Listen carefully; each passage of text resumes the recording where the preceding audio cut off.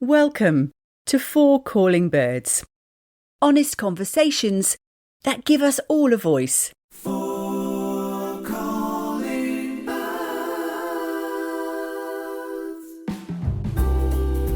May I introduce Natalie Spence, singer and actress. I can post a topless photo, Hayley Clapham, voiceover artist and lover of spreadsheets. We had to sort of all bend over at one point. Stephen Carter Bailey, our resident Agony uncle and Great British Bake Off queen. A certain Nanette Newman. And me, Meredith Hepner-Chapman. And I'll be your host for episode 7. Today, I'm joined by 90s, well, let's say legend, I think he is, Toby Anstis.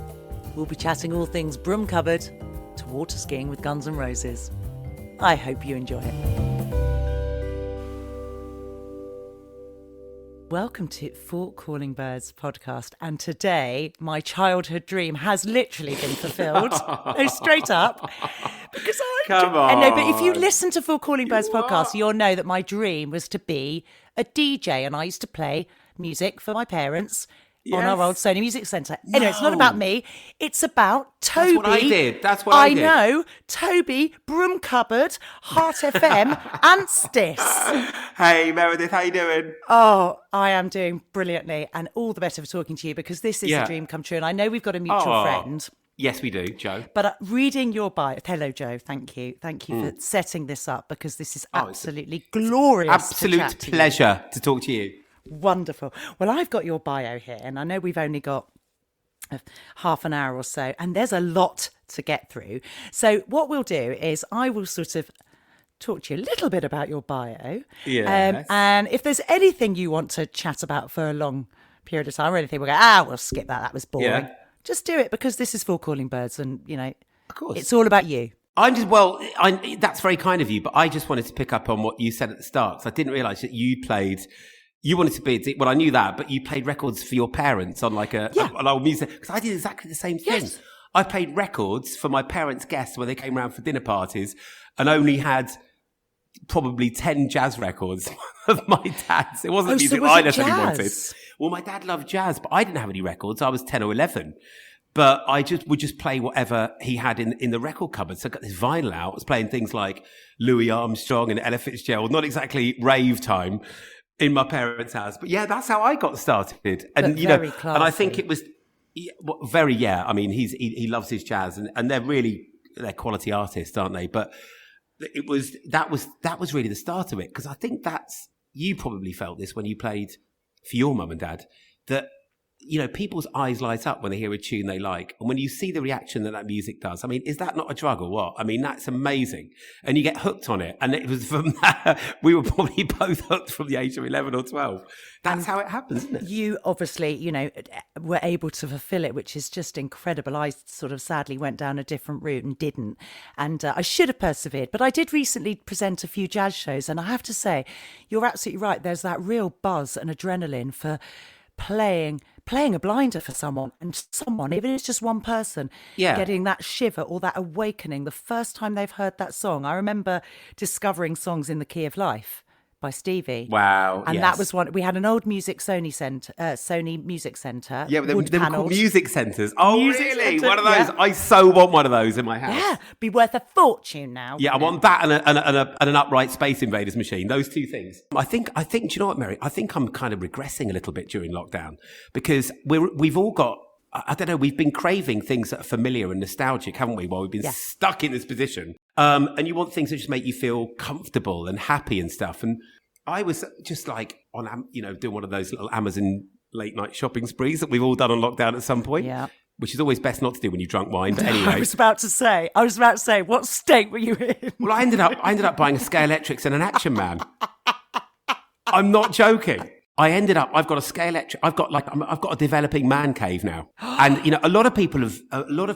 I get texts on when I'm doing Club Classics on a Friday night, and people listening in their man caves and their bars. They've set up pubs in their garden. They've given them names like the German Cock or something, whatever it might be called. And they've built pubs in their gardens, and everyone's just been doing different things to keep them happy and amused. And it was just that late night. I've now got this. I've got this Sky Electrics. I actually got a bit bored after about a day of having it, but it's there. And I've got this Action Man as well. And is it the action to the eyes move? Is it? No, I haven't got the Eagle Eyes one. They didn't have the Eagle Eyes one. Can you believe it? But they've had the normal one he's got a rifle and he's got a backpack and stuff, and he sits very nicely on a table by a plant now. And I think those sort of retro things, I'm kind of.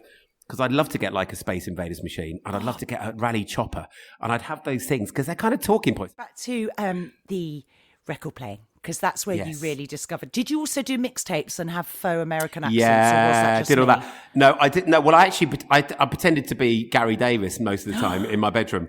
So basically what I used to do was get my parents had those kind of old school bedside lamps. They had a wooden sort of base, and they had an assortment of bulbs as well. I don't know what was going on in their room at night, but they had like red bulbs and blue bulbs and all sorts of things. Did they now? In the bulb cupboard, yeah. I never quite got to the bottom of what I needed them. But anyway, I found They good had a use. bulb cupboard. Yes, I suppose, yeah. I suppose back Well, in the day, we've all got. people Well, did, I know, but we've all got one of those drawers or cupboards where we chuck all that stuff, like a hammer and a screwdriver and a bottle of WD-40 and all that stuff. Bottle of WKD as well, if you really want to go back. I was going to say you don't want to go in our drawer. No, but they're both about as flammable as each other, aren't they?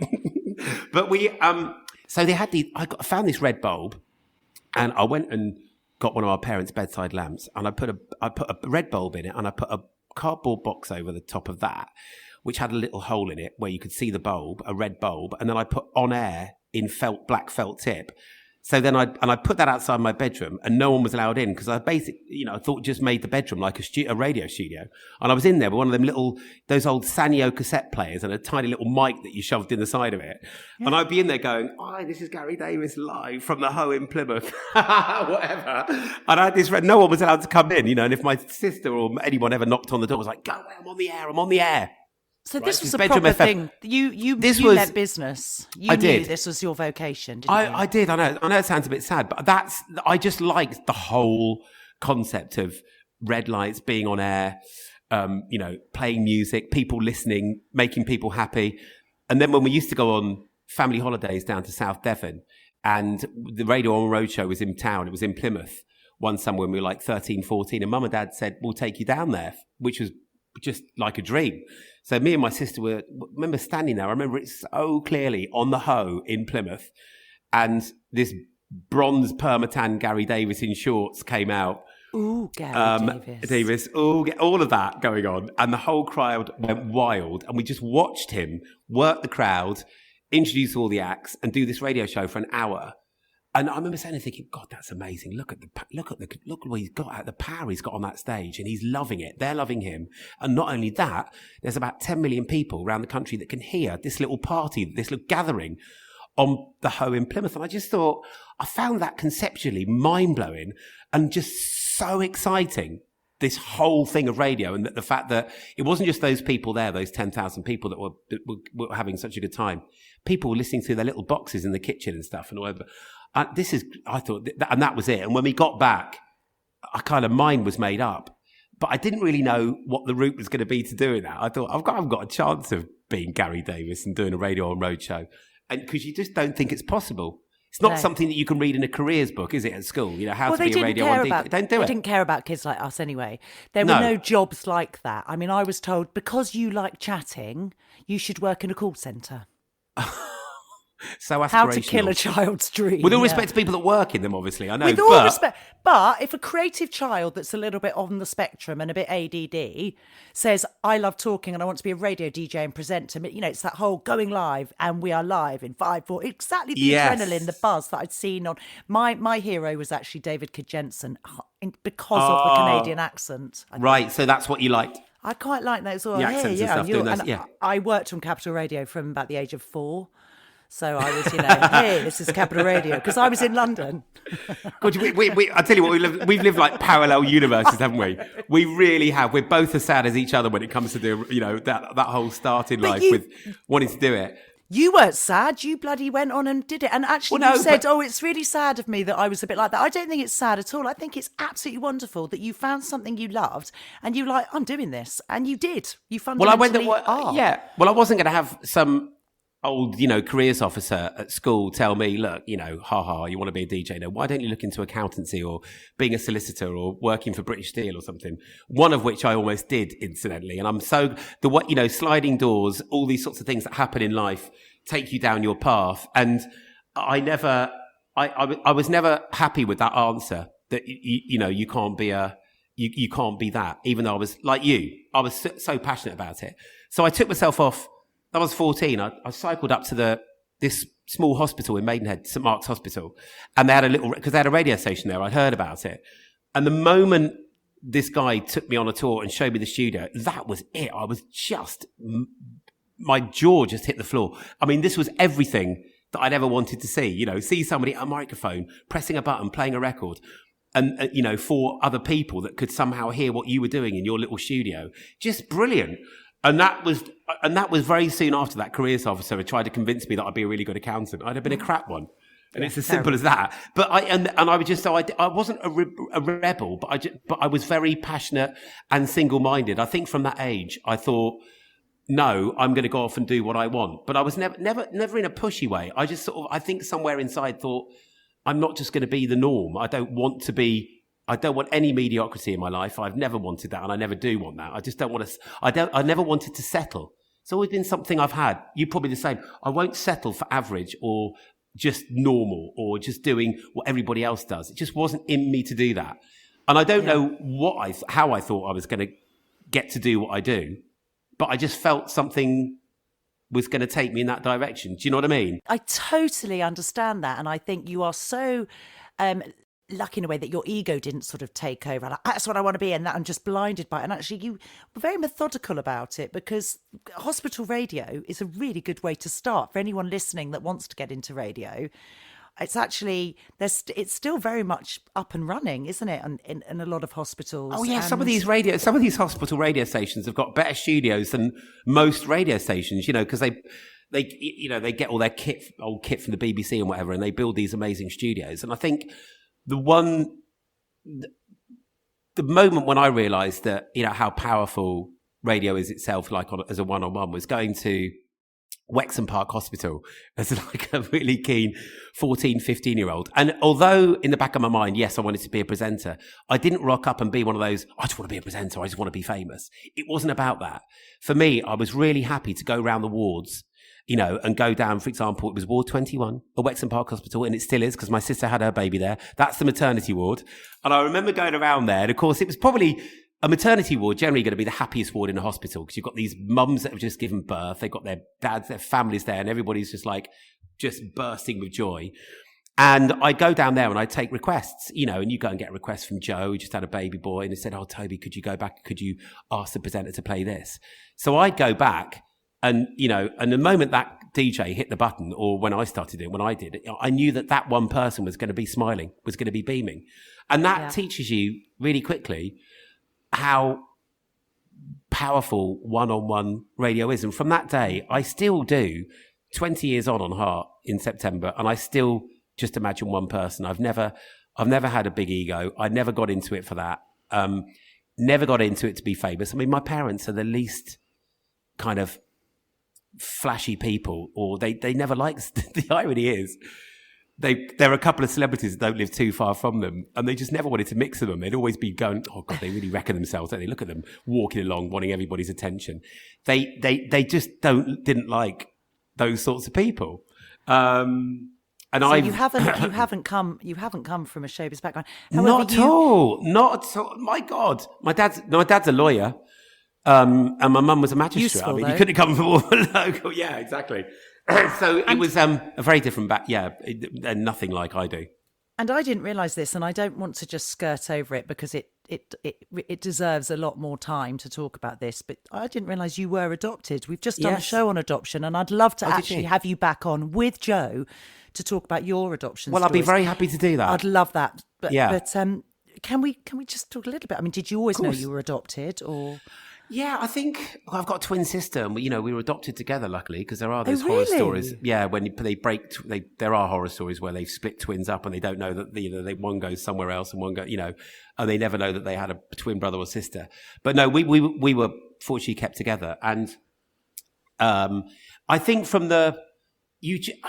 everybody has their own way of remembering it, but I think we always just knew. I mean, I think that I knew without being told that we couldn't have looked more different to our parents. I was always fascinated growing up at seeing how alike friends would look to their parents. And I was quite intrigued by that because I just didn't look anything like mine. And that was it sounds a bit superficial, but it did make me feel quite different. And so I felt different. And I think just, I don't know, cognitively had worked out that I probably wasn't their blood son. But until so you don't remember being told? I don't. Well, I remember when Mum and Dad sat me and Kate down on the sofa. He said, "Look, we just wanted to talk to you about something." They sat us down in the lounge. I remember it very vividly, and they just said, "Look, you're adopted and stuff, and we just wanted to show you a few details about your birth mum." And so it just, had her name and what she'd been good at school, and she'd been at boarding school and been a bit of a rebel, and then left at 16, and then, she was sent off to Italy, where she then met a young Italian student, Giorgio, had a little bit of a fling with him, and very young. It's quite still. a romantic story, isn't it? But actually it's quite nice. weird. When we first went to meet Giorgio in Florence, where he was a student, we went out to a restaurant, and he pointed towards this building. He said, that's where we made you. And he pointed to like a room in a hall of residence at the university where they'd obviously we were conceived. How lovely. But it was, being in Florence was a gorgeous place. Beautiful. But, so you were conceived in We were conceived in Florence, yeah. Anyway, look she'd got back from, she'd had this, relationship, and then they split up, and she came home, and she was sort of about to turn 17, I think, and found out she was pregnant. And then her parents, or her dad, who didn't sound like a particularly nice man, basically said, look, you either give them up or you leave the family, you disown you, basically. So, at that age, poor woman. And so she was sent away to give us up. And, but she never, ever told him in Italy. She never told him. Baby. No. About the babies. About the babies. So if you fast forward, a few years, and we wanted to track him down, and we'd had that from that chat in the lounge with our mum and dad, we had a little bit on him. So it had his name and his surname, and he'd been a student in Florence. So we kind of, by this time, we could go on the internet, and we found, well, Kate kind of did, my sister, she found him, or discovered someone by his name in Florence, and was probably the only one called that in Florence, and rang him up. And this woman answered, and obviously, and Kate said, I need to speak to Giorgio. It's really, really urgent. And this woman turned out to be his wife. I think thought that Kate, he was having an affair with an English girl. So she hung up and went, bog off. And then Kate rang back again and said, no, sorry, it's not, I'm ringing from London, and I really need to speak to Giorgio. And basically told him and said, look, I hope you're kind of sitting down, because I wasn't there for this particular phone call. But she sort of had to say, look, we're your kids. You had two babies. My heart stops for you. He never had any more children since he never has had kids. Our birth mum had a son and a daughter with another guy. But, whether he wanted children, I actually don't know. I never really got around to asking him, but he never had any more. But he did have us two. And, suddenly out of nowhere, he had this, these twins from England that he never even knew about. Can you imagine going through your life and you don't know you've got those two kids? And how was he? Do you know what? He is the nicest, most chilled out, lovely bloke. I'm so pleased. And, because it could have been, I think with when you go searching, if you make that big decision to go and find your birth parents, there are all sorts of different roads you could end up going down. They might not be alive. They might not be. Yeah. All of Last that. week we did an adoption story. It was a beautiful story, and it was all a fairy tale ending. But for every beautiful story, there's a lot of sensitivity and consideration and needed, and it might not always be a beautiful story in the end. No, and sometimes it isn't. And for us, it wasn't all beautiful, if I'm honest with you. I mean, it hasn't been the fairy tale that I kind of wanted, I think, as a kid. However, at least, you know, they're both alive, and they neither of them said, look, you know, piss off, we don't want to know you, type of thing. They didn't do that. And, you know, so we're still in touch with him, and he's a super lovely guy. He was actually a drummer in a band.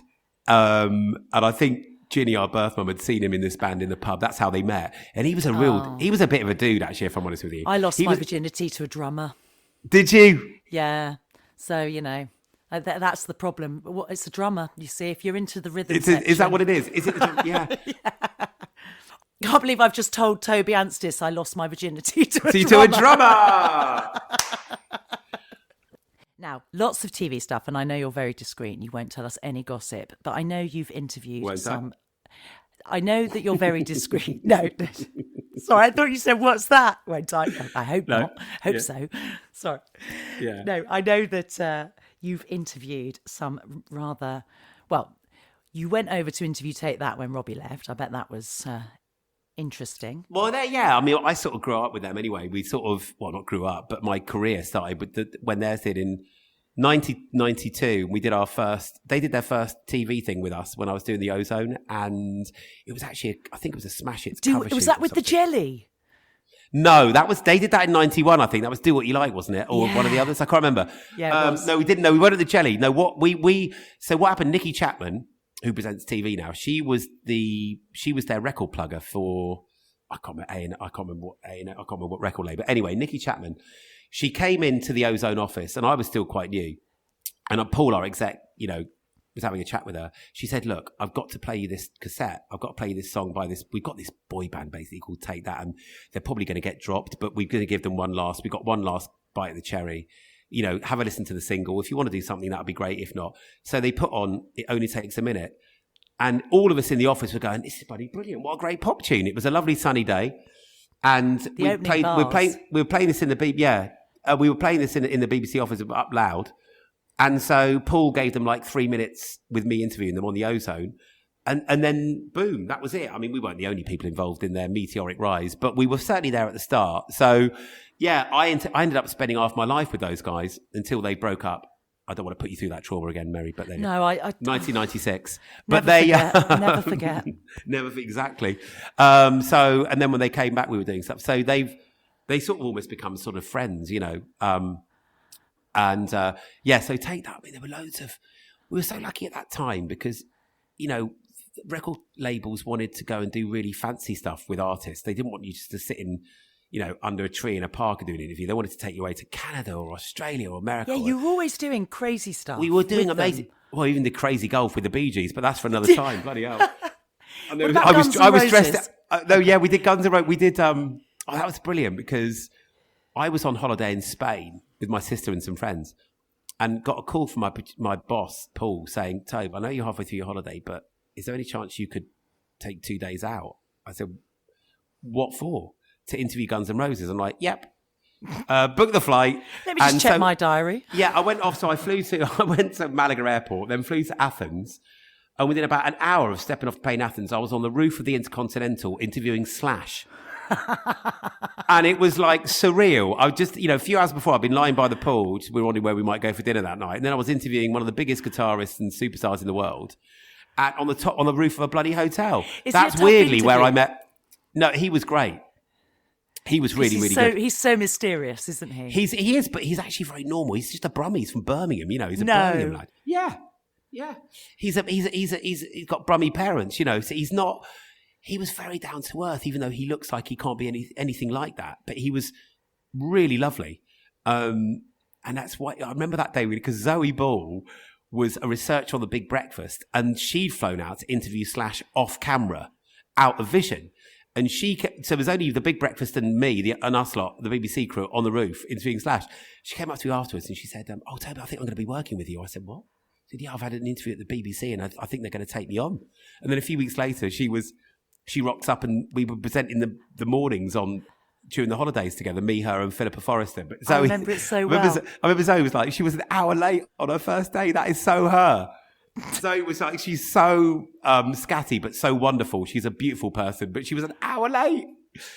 And the rest is history. On BBC One, yeah, and look at her now. She's incredible. But that trip was quite special. And we interviewed Slash, and then that night we went to see them at the Olympic Stadium, which was phenomenal. And before that, in the daytime, we were allowed to go backstage and interview the roadies and and the rest and some and all that. And then we watched the concert. Then we're at this after party, and I'm having a few drinks.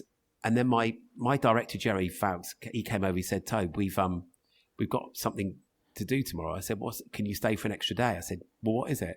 So, well, the manager of Guns N' Roses just said they're going to take this big boat out, this big luxury yacht for the day. Would you like to go with them? And No. we're like, what? Are you having a laugh? So this is, what do you think? This was Guns N' Roses wanted to have a day of downtime together. Well, everybody but Axl, but everybody else. They hired this massive, great yacht, like a big proper, big posh gin palace, with like 30 crew and all the rest of it. And there's us on the back with the only film crew allowed. They only wanted to let one film crew go with them, and it was us. I mean, so there was me, a director, and a camera and sound, and we were at the back of the boat, being treated beautifully. We had our own kind of waiter who was bringing us food and drink whenever we wanted it, and then every hour or so they say, "Oh, Toby, yeah, you could come up and interview Matt now, Matt Sorrell or whatever from the band." So you go in, and then Duff and all the others, and we'd be going up one by one, and I go up there and interview like Guns N' Roses on their yacht.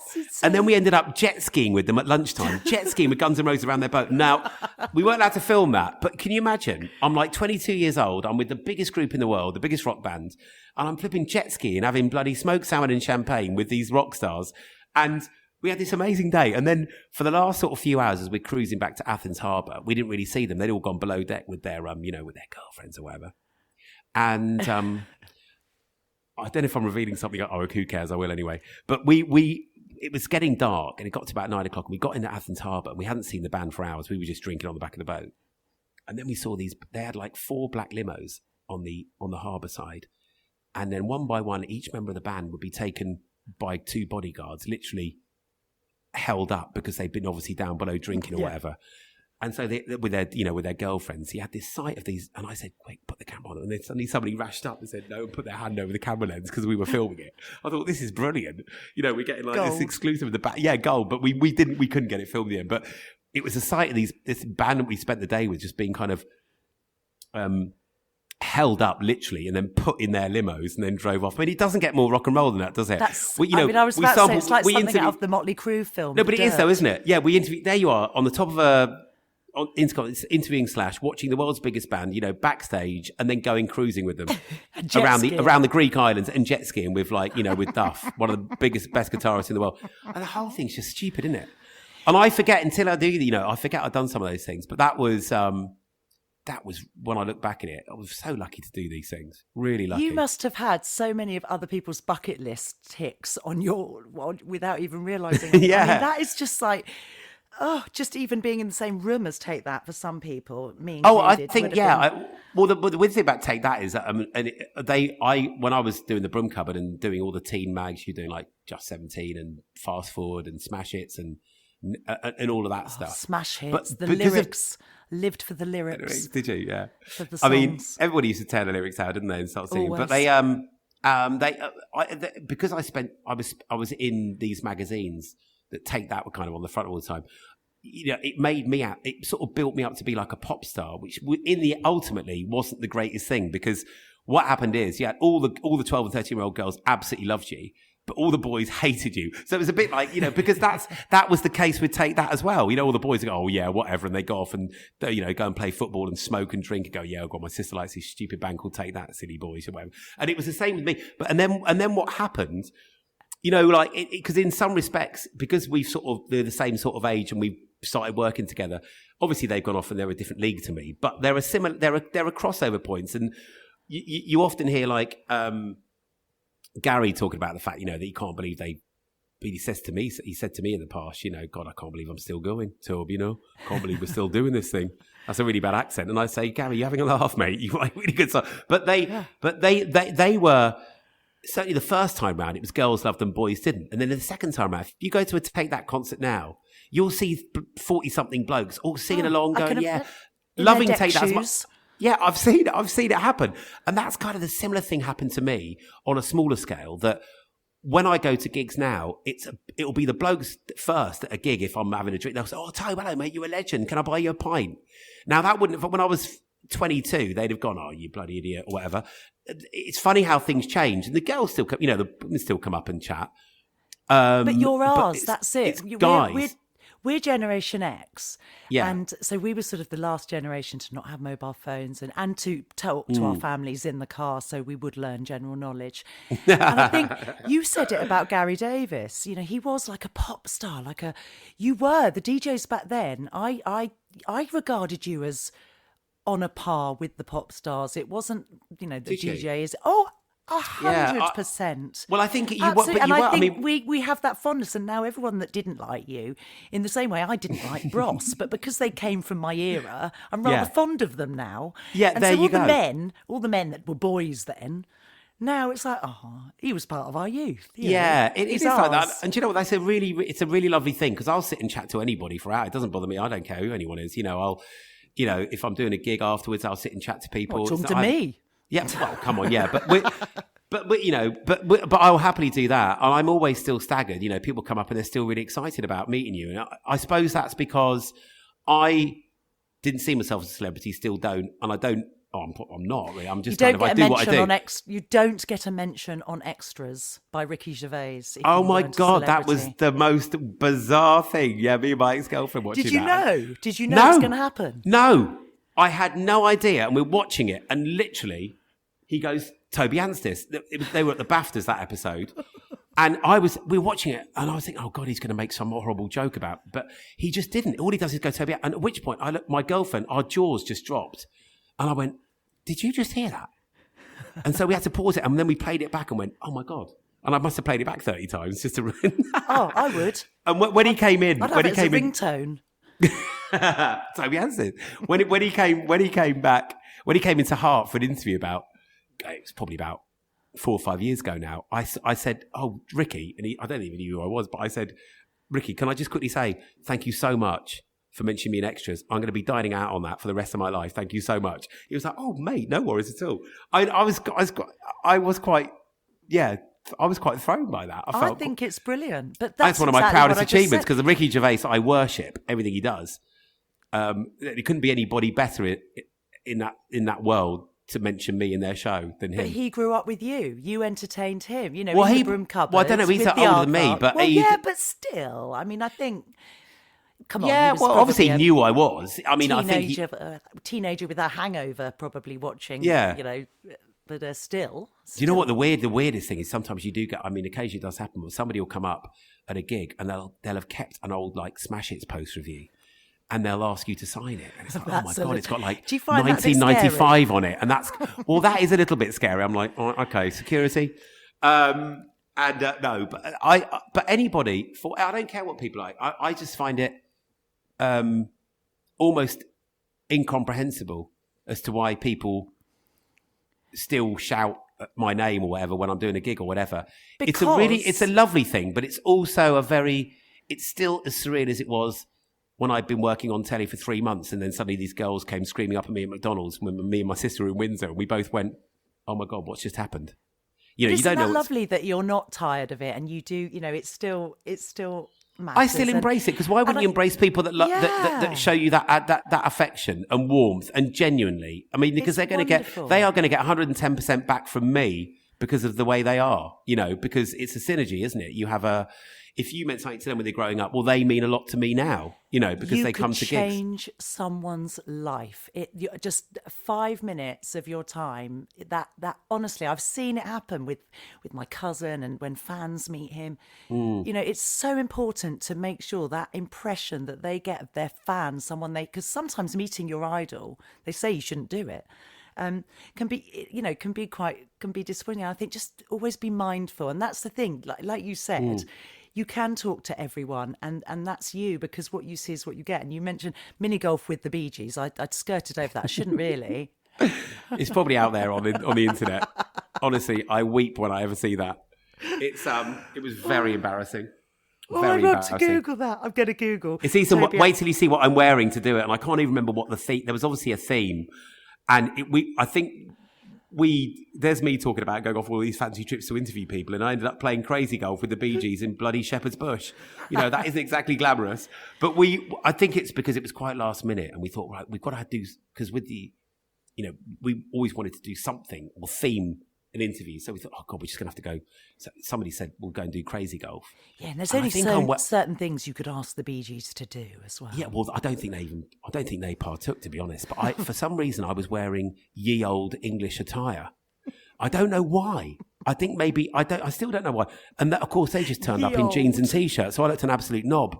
And they were, and we ended up playing. Yeah, crazy. I don't remember what the song was they were releasing, whether that had something to do with it or me dressing up as... Anyway. But we got up to all sorts. Yeah, it was mad. Mad times. Fun times. Where can people find you? You've got social media.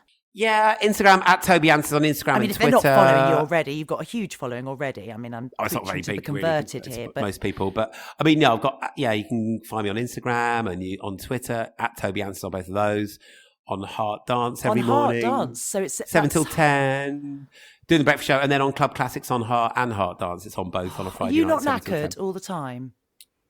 No, I'm not. So you're bouncy and resilient. Bouncy around doing it. Yeah, luckily I'm blessed with a lot of energy. So I keep it going.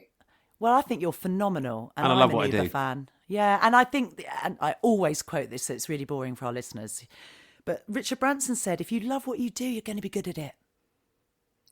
There you go. Well, they are wise words from a legend like him, and it is. You can't last in something if you get bored or you get sick of it or you don't like what you do. And you seem to be eternally excited by everything you're doing. It's just I still pinch myself when I'm on the radio. I still pinch myself and look and go, oh my God, I'm actually on the radio. This is ridiculous. Do you really after 20 years? No, I still do that. I still thank my lucky. I'm still so thankful that I do it. And it's as simple as that. I never expected any of this, really. And I love how you really do talk to your listeners. You love your listeners, and it's all about them as well. I do. No, it is all about them. Yeah, no, I do I love doing that. And radio is about as intimate as it gets, and that's how I like it. Oh, well, thank you so much. My pleasure. You have been a bucket list interview for me. Oh, you're really sweet. No, you're making me blush.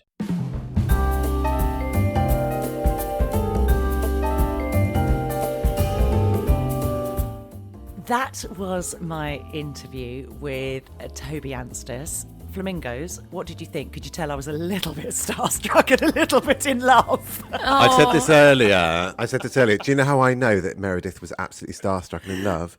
She barely spoke. For the first 10 minutes, I thought, where is she? She's dumbfounded and someone has silenced her. Producer Jeremy, kudos. Editor, 2 hours. He edited down to 40 minutes. There is so much. And he is going to come back, Toby, and talk about a lot more that we really didn't delve into, like his West End foray. And because he was in Greece, Teen Angel, and also adoption. His adoption story is really quite spectacular. And it does involve the news of the world, and an interview would take that. So I'll leave that out there. But he was just a joy. What a love. When the mic's on and the mic's off, what you see is what you get. Toby is gold. I loved it. Through. I loved it so much. What a prince. What a guy. Yeah. I was starstruck listening to it as well because, Toby Anstis, we grew up with Toby Anstis in the 90s in the Broom Cupboard and Ozone. So it was like, oh, it's Toby Anstis. I did have a massive crush on him when I was younger. I think we all did, but I loved when I was especially, younger. Still now. What I loved about the whole thing with him is, and it's sort of like a Hallmark kind of film moment. He's living his childhood dream. Mm. Mm-hmm. His childhood. 100%. When you listen to the way he made that little on-air light and played, tape decks or records for his parents, he wanted to be a DJ. He did it. He worked hard. And continues to work hard to live his dream. What what a brilliant story. Can we just, before we talk about how great he is, but what a wonderful story and an inspiration to young people to say, look, just keep at it. Yeah. Keep at it. Don't go and work in a call centre because you've got a good voice. Do something that you want to do with it. Absolutely. That was very warming. What I love about Toby is that, well, I didn't really know much about him when I was growing up because I was born in the 90s, so his rise was probably was probably a bit before my time. But it's so nice getting to know him on your chat, Meredith, and you can tell that he's such a he just does what he does because he loves it and he loves music, and it's not about the fame or becoming a celebrity. And his story about his reaction to being on The Office, is it? No, Extra, sorry. Not The Office. It was Toby Anstis. Yeah, brilliant. I've fallen in love with him. Yeah, he's great. You're right, actually, Natalie. He just comes across as such a normal, regular nice guy. person, no airs and graces, just super, super genuine. Yeah. And that just makes him even more likeable. I love him more after listening to that interview. I want to hear the rest of it. Yeah, well, there is loads more, and they're really. And he's going to come on. No, he's going to come on and talk about. Like I said, Natalie, I think you should chat to him because he's, you're a musical star as well. So I would love you. And then also there's the adoption side, but we didn't want to talk too much about adoption because we've just had Sarah's adoption story, which is still just being downloaded and downloaded and downloaded. So thank you to everyone because, my goodness, it's the most brilliant podcast, if I don't say so myself. Hayley, you are amazing. It was brilliant. But I think the thing, I don't want to, I would say I won't speak too much because obviously it was my interview, but one of the things that really struck me as a mother, I tell my children to not lose sight of the things you have to be grateful for. You can be so focused on what everyone else has got, you lose your own gratitude and you can almost lose everything. And I think Toby just had such an overwhelming level of gratitude for everything he does and every position he's in. And he never looks at what other people are doing. He doesn't compare himself to anyone else. He's just, fucking hell, I had this dream as a kid and now I'm doing it. And he still, 20 years later, pinches himself every day when he goes live on air. I mean, that's just amazing. Yeah. How fulfilling must that be? If you watch his Instagram stories, he's brilliant because it's just him walking through Leicester Square like a toddler who's about Every to go morning to McDonald's to a with party. his coffee. Yeah. He's like, I'm off to work. He's so excited about going to work at 7 o'clock in the morning. Or I have 6 never in the been morning. that excited to go to work in my life. I love it. He is living his best life. And he's had such a brilliant career. The Broom Cupboard, Ozone, CBBC, and now he's at Heart and Heart Dance. And he's like a total Ibiza raving DJ, dance DJ. And buff And as. also, buff, yeah. Oh, yeah. That went unnoticed for a little while. Chest muscles for days. Are we saying this because we know he's listening? If you're listening, Toby. Yeah, that was the problem. You see, there was no T-shirts that fitted. I bet he could rip them off like the Hulk, with one hand. Yeah, I think we need to calm down. Sorry, Stephen, I interrupted your personal message to Toby. What was that? Go on, if you're listening, Toby. It's fine, I'll message him on Instagram. Slide in the DMs. Yep. What I liked is he said, guys hated me. Girls loved me, guys hated me. But now it's really weird. Guys go, oh, mate, do you want a pint? And I think that it's like Take That. It's because Jeremy went to a Take That concert fairly recently, but he probably didn't go. Well, I know he didn't go back in the day. So it is kind of more acceptable. We kind of see him as our own. He's our Toby Anstis. Yeah, absolutely. Absolutely. I phoned into his Heart radio show years ago. What? So I must have been about early 20s, like maybe 22, 23, something like that. Anyway, Toby was on Heart and I used to listen to it in my little office in work. And there was a question. I don't know. I knew the answer to the question. So I called in and I got through and I spoke to Toby on air. And it was a question about Steve Harley and Cockney Rebel. I can't remember it now anyway. And when I was remembering it back, when Meredith said that she was going to interview Toby Anstis, I was like, oh yeah, I won gig tickets off Toby Anstis. Oh no, I didn't. Maybe it was a T-shirt. Oh no, actually, I think it was just a sticker. Oh, actually, I don't think anything arrived in the post. I just got to talk to Toby Anstis. But I dined out on it for so long. I had a lovely chat with Toby. And he was amazing. I was like proper sort of sweaty palms and fluttery heart hiding underneath the desk in my office in case my boss came in and bollocked me. But yeah, I think I must have been about 25. Yeah. I wonder if Toby remembers that. remembers that Sure. question. He probably would. He's the kind of guy that remembers every encounter. He's just, because he's so grateful and so in the moment, he probably would remember stuff like that. Yeah. Oh, Toby, do you remember me? Hayley Locke, then. But we talk about how nice and kind he is, and you know what infuriates me, because we are all attached to media somehow, and we're very much involved with it. Is I would like to normalise people like Toby Anstis, who are warm and genuine and love their job, very good at it, very nice people. They're the ones that keep the industry alive, and yet the press and the magazines and papers, all they draw attention to is the vile, vicious ones who. Whether they're good at their job or not is irrelevant, but it always seems to be about the bad that's going on in the world of celebrity and who's had an affair with who and who did this. And honestly, I go through Twitter sometimes, and it's take a look at so and so's brand new kitchen. I literally couldn't care less. And yet here is someone like Toby, who loves what he does, is amazing at what he does, and yet nobody. And yet we're all shocked. I mean, I'm sorry, we're not shocked, but we're all shocked. We're like, oh my goodness, I can't believe he's such a nice person. And yet we don't know this because that doesn't get reported in mainstream media. It's just the rubbish, that. And it is rubbish. Love Island, yeah, it's rubbish. Go on, sorry. No, You've never been of press. We all, yeah. I mean, we've all sort of experienced it a little bit. Someone's saying the wrong thing, but when I think back to what was written about me, I thought, what a load of old rubbish and boring, utterly boring. And yet here is someone like Toby, and I'm sure there are plenty of other people like him who have, come up through the ranks, have done it, properly. They haven't just landed 100,000 followers and a TV deal and a Netflix show. He's worked bloody hard his whole life to live his dream. And yet, do we see him being celebrated in mainstream media? He's an inspiration to young people, and yet all they've got is Love Island and, excuse me, I'm not even going to say her name, but you know who I don't like in media. Be every single day. That's all we get in Heat magazine. It's all we get in on Instagram. I do think that, going back to Toby, I do think that he is the sort of role model that I would want for my children.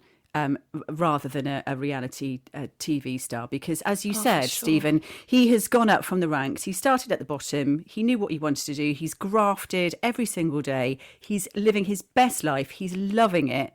He's so grateful, and he's not complaining left, right, and centre about or getting gifted new kitchens or whatever. He's just a genuine, regular guy that you can really relate to, and I think that's really important. I think there are people like that out there at the moment, though. I think there probably always will be people that, are an inspiration, that work hard and that inspire young people. It's just maybe what you want to read, what you want to watch. You choose that. That's your choice. Oh, and by buying the magazines, we're funding it. Yeah. Natalie, so you're doing this now. So I know we laugh about you being younger. We're not bitter or twisted. But do you think... With the advent of social media, you're coming up through the rank. You're doing what Toby did. So you're doing, I say the right way. There is no right way, but I mean, you're grafting. You're working hard. You're taking the knocks. You're taking the rough with the smooth. Yeah. Do you think it's harder for you because of things like social media and the way in which the media behaves now? I think it is. Struggling, do you find? Sometimes I think it is. I think it's difficult, and I think people. I don't want to take this. When I was at drama school, and when people realised that I had a good singing voice, they'd say, "Oh, why don't you go on the X Factor? I think we've spoken about this before. Why don't you go on The Voice?" Yeah. It's a quick way, and I always said, "No, I don't want to do it that way. I want to, work for it, because that's too easy almost." But actually, it's not It's not. It's very difficult. Being successful, whatever your definition of success is, it takes dedication, and I find people these days. I don't know why I'm thinking of her, Maisie. She was on Strictly Come Dancing. You can tell from watching her on that she works very hard, and people see her probably on social media and think, oh, she's been in EastEnders all her life. She does the social media. It's easy for her, but actually no. Behind the scenes, people like that work very hard and earn their success, I think. So yeah, it is difficult though when people are, just getting paid to post on Instagram and sit and get photographs taken of them and looking beautiful, and that's all they have to do. And it's like, oh, if only I could do something that easy and get paid for it and get gifted kitchens and all that. I agree wholeheartedly with Natalie. It's very tempting. I'm It's lucky tempting, that yeah. I landed a lot of followers, but I don't knock reality TV because it has a place in our hearts and our media today. But I certainly didn't walk out of there and go, right, here's my 100,000 followers. What can I get for free? You would be surprised what I turned down because I just can't bear the thought of it. I just can't bear the thought. The amount of shit I've offered you, you're like, go away. But that's shit. It's about the responsibility that we are given with social media, a platform of any size. We are then very, very responsible for, it's like being given, the keys to Heat magazine for the day. Do you know what I mean? Like, I could send out a message to 100,000 people, and I'm not saying I'm a nobody, but essentially I am. Who gave me the right or the authority to start preaching about what's right and wrong to people who follow me and believe that what I say? And it's so, but when I go back to Toby and I think, I don't think I've ever heard anything bad about him. What a wonderful... No, I don't think I have either. Going back to what you mentioned, Natalie, about going on X Factor, I think when you have that instant celebrity, I just think it feels like you have to sell part of your soul to the devil. Yeah, I think it does. With it comes great responsibility. Yeah. And such a weight. Because people are looking at you, people are watching you, and young kids will think, oh, she did that, so that's fine. I can post a topless photo, and so it is a responsibility. You go from 0 to 100 miles an hour in the space of no time at all, and you've got no time to adjust or no one tells you how to develop. Do that. No. That I know of. I'm sure Whereas there are, when you're doing it organically, a bit more organically, then you have got time to learn by your mistakes that not very many people are probably watching. Whereas when you're suddenly thrust into the public eye just from nowhere all of a sudden. Without media training as well. I know, Stephen, when you came off Bake Off, you were sort of offered various agents, but not really given a vast amount of media training. And suddenly there were all these stories in the papers about you and, all that shit that you had to deal with. But actually, I'm going to say something which I never thought I'd say in 46 years. Respect to Jedward. Oh, yes. They have come forward and said the abuse that goes on behind the scenes at X Factor was dreadful. And they were standing up for Rebecca Ferguson, Little Mix. I'm trying to remember who else has been in with it, but basically how they were used, dropped, manipulated, never made a penny.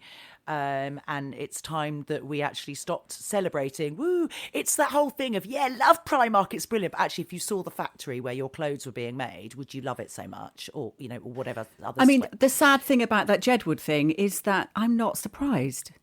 No, of course not. We all knew it, but we had to get somebody on the inside to say it. But fair play to them for saying it, and they are going for it. They are going for it hard, and they want justice. I mean, this is like a Me Too movement. Yeah.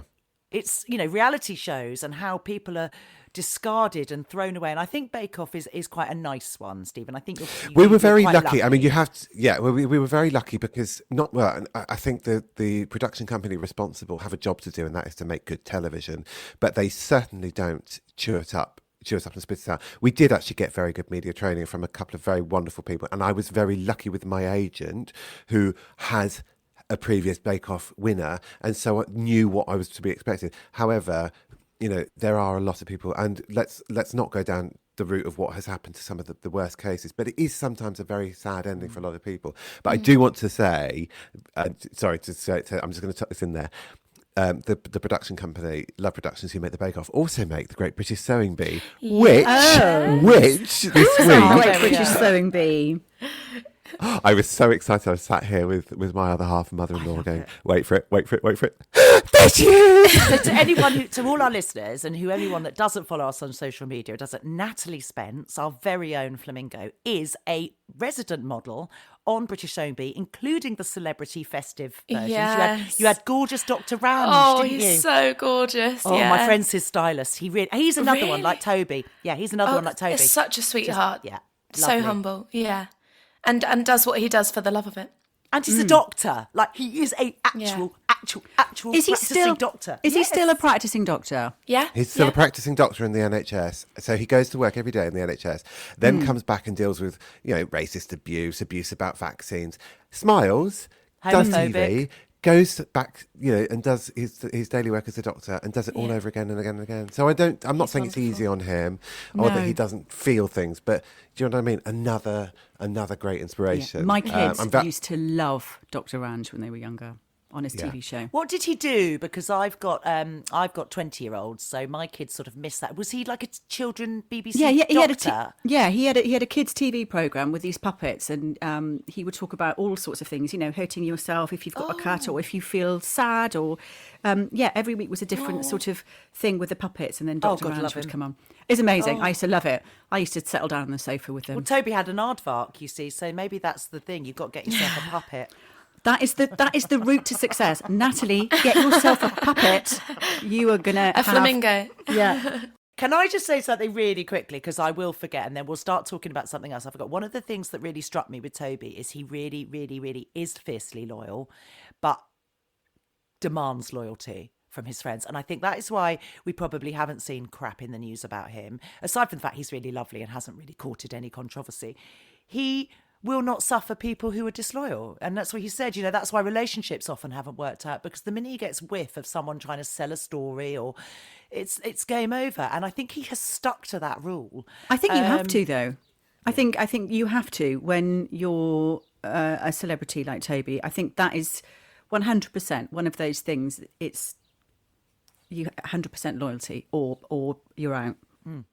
And he was, of course, Broom Cupboard, another celebrity that was in the Broom Cupboard, Natalie, that you may not be aware of, Mr. Philip the Silver Fox Scofer. I nearly said Schofield, with Gordon the Gopher. Did you know that? No. So we had Philip Schofield was the original Broom Cupboard, wasn't he, with Gordon the Gopher? He had blonde hair back then, by the way. No, he was dark.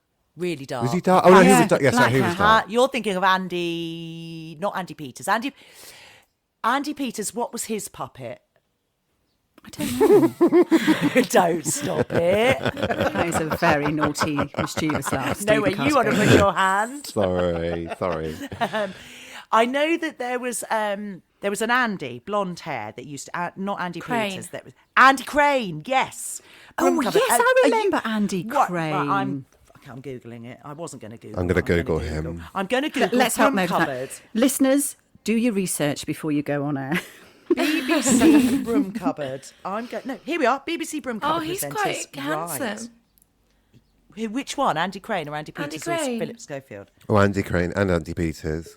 Oh, yes. Can we all just take a moment to remember Philippa Forrester too, please? Oh, No, go away. Go away, British Jeremy. Wrong crowd, Jeremy.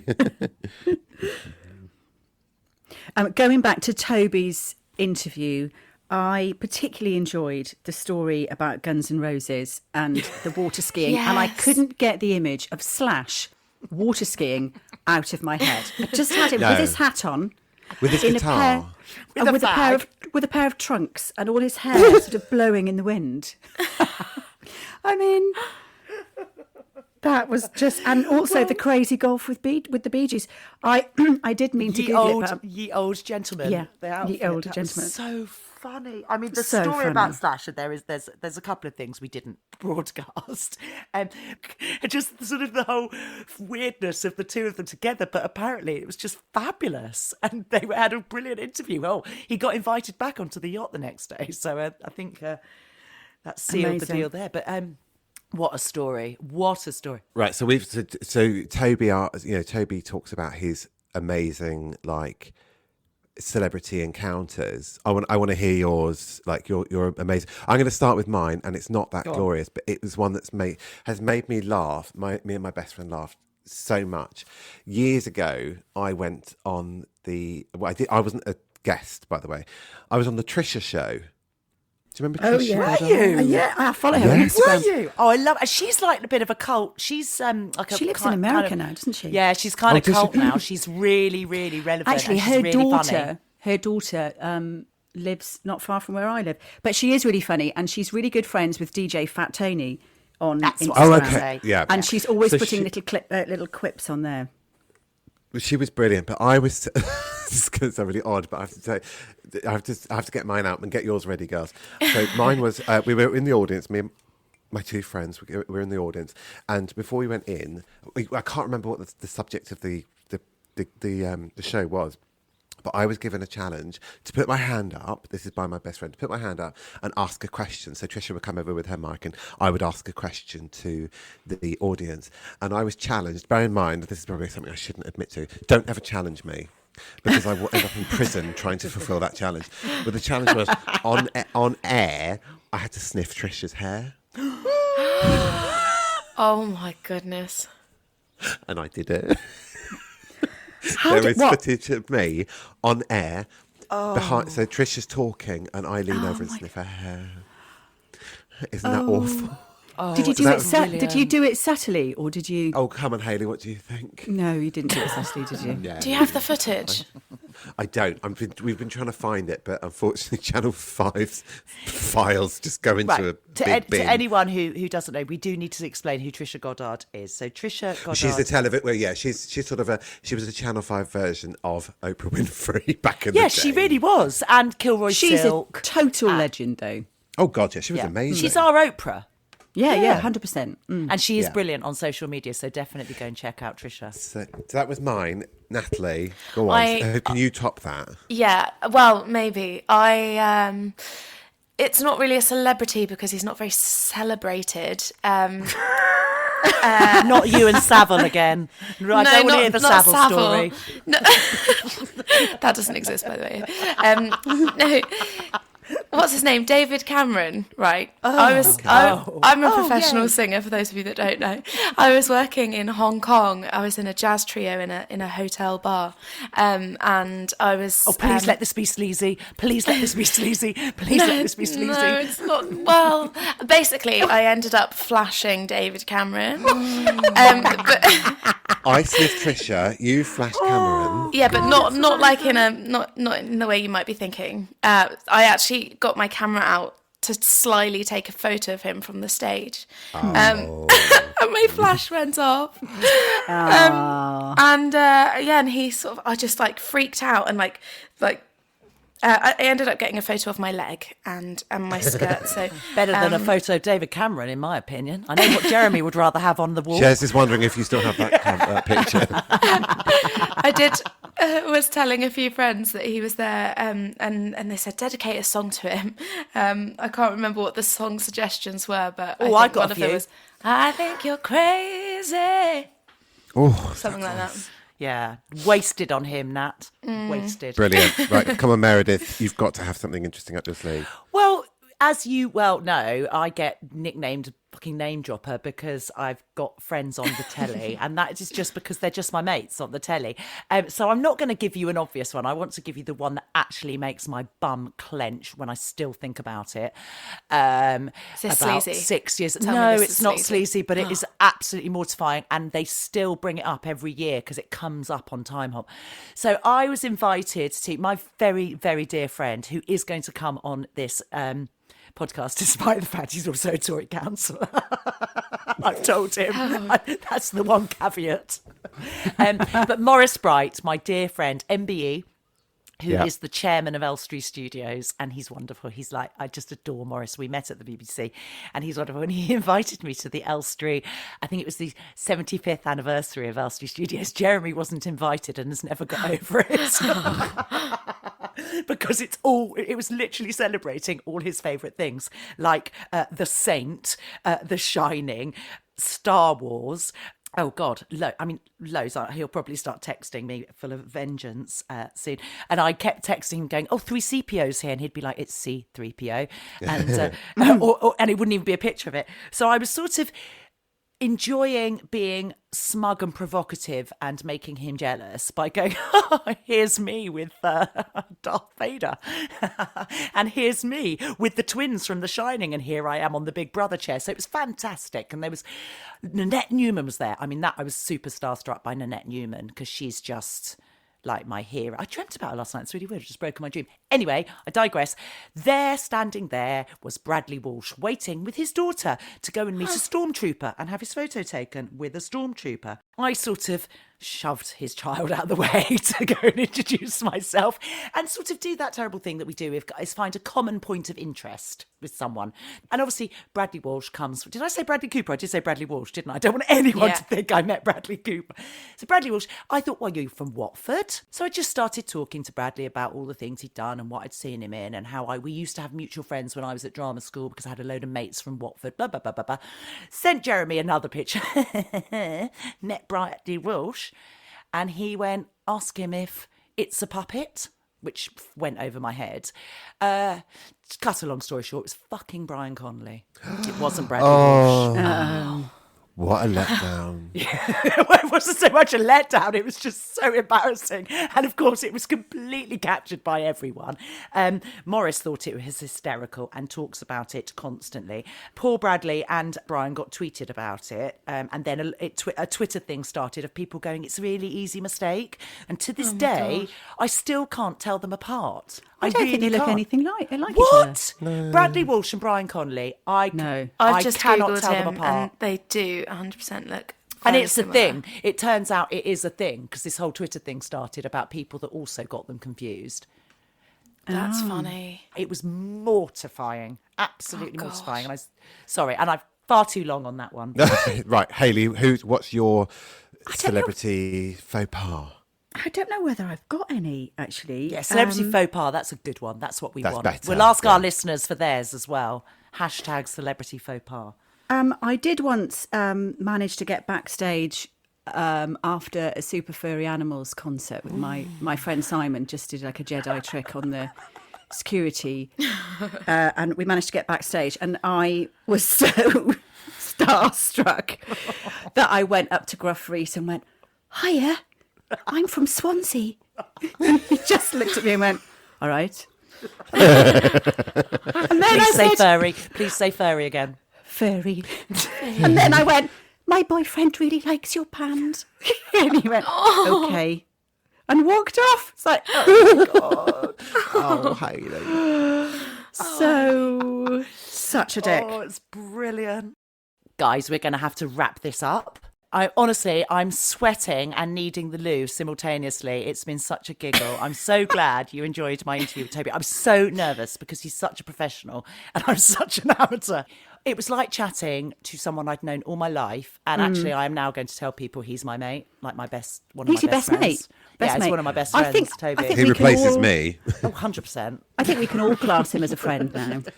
Can't Yeah. we? Yeah. So, guys, I want to say a huge thank you to Toby. That was my bucket list, interviewing him. And, guys, thank you for your brilliant positive comments and thanks for listening and making me feel like I didn't ham it up completely. No, I You're thoroughly a enjoyed it. superstar. And I'll forever have an image of Slash water skiing in my head. Yes. Yeah. He made my job very easy, I'll be fair. That's the art of a good celebrity, if they're a joy to interview. And actually, I asked him about Slash, and Slash apparently was too. I would have thought that would have been a very tricky interview, but apparently it was brilliant. But then Toby, I think you can't help just opening up and just loving him and telling him I wanted to tell him everything, all my problems. He's just wonderful. So there we are. So that was Toby Anstis, and I'm well and truly still a massive fan, if not more than I was in the 90s. And I'm glad that I've introduced him to you, Natalie, properly. Yes, I'm really pleased and I'm grateful. Thank you. Until next week. See you later. Goodbye. Take care. Take Bye. care. Bye. Bye. Bye. Bye. Go on, do your flamingo. It has to.